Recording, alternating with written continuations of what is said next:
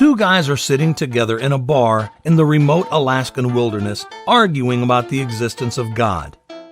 While they're old friends, they have very different ideas on God. One is a priest, and the other is an atheist. The atheist says, "Look, it's not like I haven't given God a chance. I've even tried the prayer thing. It didn't work."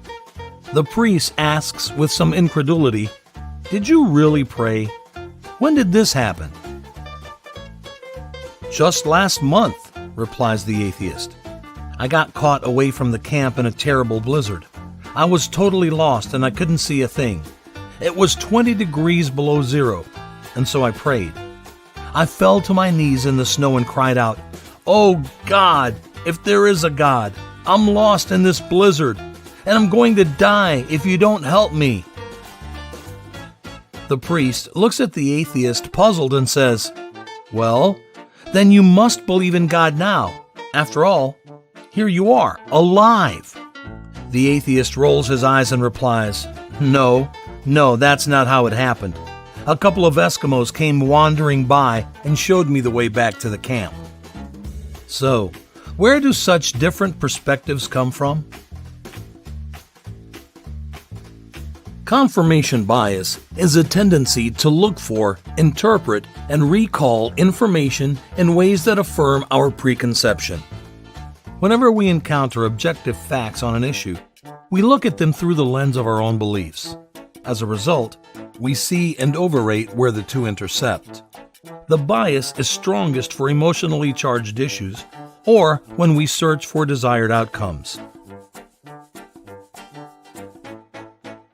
Wrapped inside popular narratives, cultural beliefs, and family values, a confirmation bias often gets passed on for generations. The priest learned from his ancestors that God is behind everything. The atheist was raised within a family that believed only in scientific knowledge. When we are confronted with unfamiliar or new situations, a bias helps us to draw fast conclusions.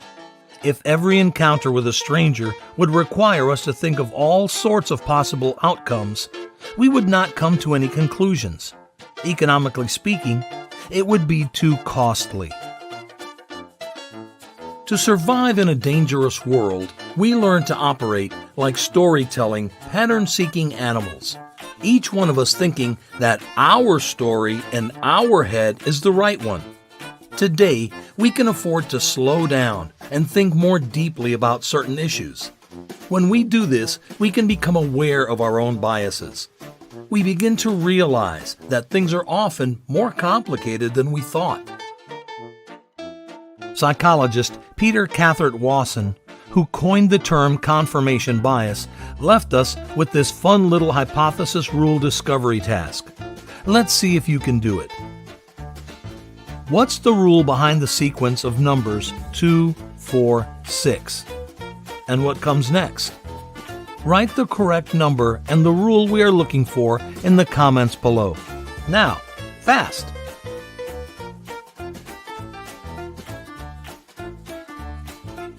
Psychologist and Nobel Prize winner Daniel Kahneman said, "A reliable way to make people believe in falsehoods is frequent repetition because familiarity is not easily distinguished from truth." Which means, if there is time to reflect, slowing down is likely to be a good idea.